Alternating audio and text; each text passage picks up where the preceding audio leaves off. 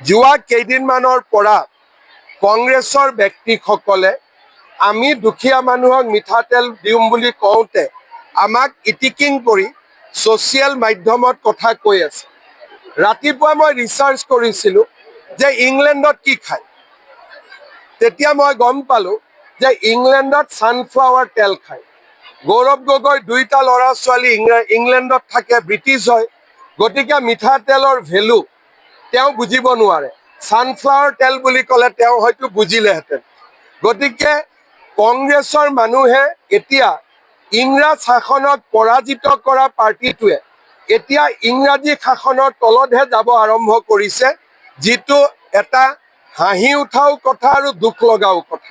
যোৱা কেইদিনমানৰ পৰা কংগ্ৰেছৰ ব্যক্তিসকলে আমি দুখীয়া মানুহক মিঠাতেল দিম বুলি কওঁতে আমাক ইটিকিং কৰি ছ'চিয়েল মাধ্যমত কথা কৈ আছে। ৰাতিপুৱা মই ৰিচাৰ্চ কৰিছিলোঁ যে ইংলেণ্ডত কি খায়। তেতিয়া মই গম পালোঁ যে ইংলেণ্ডত ছানফ্লাৱাৰ তেল খায়।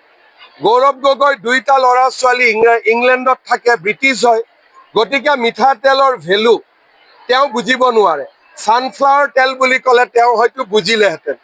গতিকে কংগ্ৰেছৰ মানুহে এতিয়া ইংৰাজ শাসনক পৰাজিত কৰা পাৰ্টিটোৱে এতিয়া ইংৰাজী শাসনৰ তলতহে যাব আৰম্ভ কৰিছে, যিটো এটা হাঁহি উঠাও কথা আৰু দুখ লগাও কথা।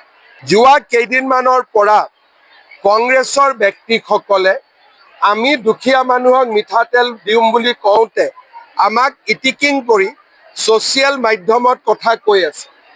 ৰাতিপুৱা মই ৰিচাৰ্চ কৰিছিলোঁ যে ইংলেণ্ডত কি খায়। তেতিয়া মই গম পালোঁ যে ইংলেণ্ডত ছানফ্লাৱাৰ তেল খায়। গৌৰৱ গগৈ দুইটা ল'ৰা ছোৱালী ইংলেণ্ডত থাকে, ব্ৰিটিছ হয়, গতিকে মিঠাতেলৰ ভেলু তেওঁ বুজিব নোৱাৰে। ছানফ্লাৱাৰ তেল বুলি ক'লে তেওঁ হয়তো বুজিলেহেঁতেন। গতিকে কংগ্ৰেছৰ মানুহে এতিয়া ইংৰাজ শাসনক পৰাজিত কৰা পাৰ্টিটোৱে এতিয়া ইংৰাজী শাসনৰ তলতহে যাব আৰম্ভ কৰিছে, যিটো এটা হাঁহি উঠাও কথা আৰু দুখ লগাও কথা। যোৱা কেইদিনমানৰ পৰা কংগ্ৰেছৰ ব্যক্তিসকলে আমি দুখীয়া মানুহক মিঠাতেল দিম বুলি কওঁতে আমাক ইটিকিং কৰি ছ'চিয়েল মাধ্যমত কথা কৈ আছে। ৰাতিপুৱা মই ৰিচাৰ্চ কৰিছিলোঁ যে ইংলেণ্ডত কি খায়। তেতিয়া মই গম পালোঁ যে ইংলেণ্ডত ছানফ্লাৱাৰ তেল খায়। গৌৰৱ গগৈ দুইটা ল'ৰা ছোৱালী ইংলেণ্ডত থাকে, ব্ৰিটিছ হয়, গতিকে মিঠাতেলৰ ভেলু তেওঁ বুজিব নোৱাৰে।